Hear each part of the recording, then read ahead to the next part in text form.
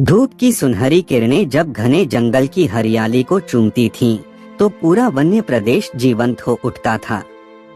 इस जंगल का स्वामी था वीरेंद्र, एक विशाल और शक्तिशाली शेर जो अपनी बुद्धिमानी और न्यायप्रियता के लिए प्रसिद्ध था।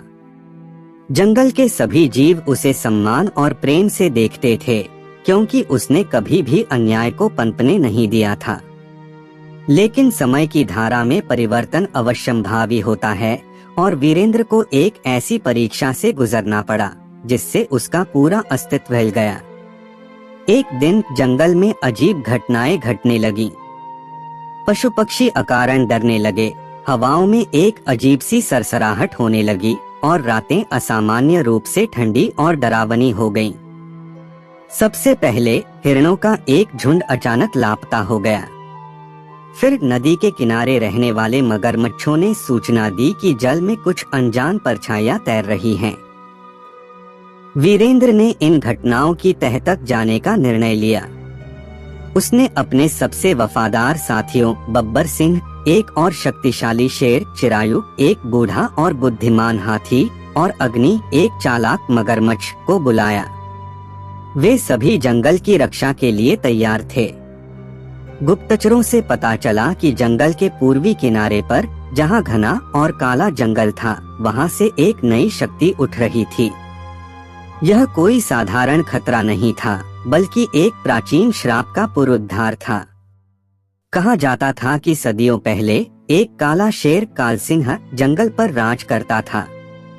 वह निर्दयी और क्रूर था, जिसने जंगल के सभी जीवों को आतंकित कर रखा था। लेकिन वीरेंद्र के पूर्वजों ने मिलकर उसे हरा दिया और काले जंगल में कैद कर दिया। अब ऐसा लग रहा था कि कालसिंह फिर से जाग चुका था। वीरेंद्र अपने साथियों के साथ काले जंगल की ओर बढ़ा। जैसे जैसे वे आगे बढ़े, जंगल की हवा भारी होती गई। पेड़ सूख चुके थे, पक्षियों की चहचहाहट बंद हो गई थी और चारों ओर सन्नाटा पसरा हुआ था। तभी अचानक एक तेज गड़गड़ाहट हुई और काले धुएं का एक भयानक भंवर उनके सामने प्रकट हुआ। धुएं के बीच से एक विशाल काली आकृति निकली। कालसिंह। उसकी आंखें अंगारे जैसी जल रही थीं और उसके शरीर से एक अजीब काला धुआं निकल रहा था। वीरेंद्र, उसकी भारी आवाज गूंजी, तूने मेरे पूर्वजों का साम्राज्य छीन लिया था, अब मैं इसे वापस लेने आया हूँ। वीरेंद्र ने गरजते हुए जवाब दिया, जंगल को क्रूरता नहीं, न्याय चाहिए। अगर तुझे यह जंगल चाहिए तो पहले मुझे हराना होगा। कालसिंह हंसा और उसकी हंसी जंगल के पेड़ों को हिलाने लगी। तो ठीक है वीरेंद्र, युद्ध की तैयारी कर ले। कालसिंह के पास सिर्फ अपनी शक्ति नहीं थी, बल्कि उसने अंधेरे की ताकतों को भी बुला लिया था। उसकी सेना में अजीब और भयावह जीव थे, धुएं से बने भेड़िए, अंधेरे से जन्मे पक्षी और राक्षसी बाघ। वीरेंद्र को यह देखकर समझ आ गया कि यह सिर्फ एक शारीरिक लड़ाई नहीं थी, बल्कि इसे जीतने के लिए उसे अपनी बुद्धिमानी और संपूर्ण जंगल की सहायता की आवश्यकता होगी। वीरेंद्र ने जंगल के सभी जीवों को एकजुट किया, हाथी, भालू, चीते, मगरमच्छ, बंदर और यहाँ तक कि उड़ने वाले पक्षी भी। जंगल में पहली बार ऐसा युद्ध हुआ जिसमें पूरे वन्य जीव एकजुट होकर लड़े। युद्ध भयानक था। वीरेंद्र और कालसिंह आमने सामने आ गए।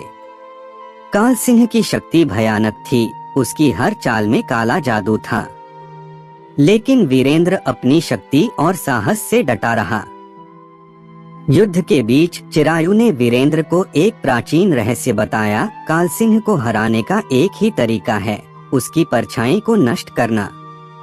जब तक उसकी परछाई रहेगी, वह अमर रहेगा। वीरेंद्र ने एक नई योजना बनाई।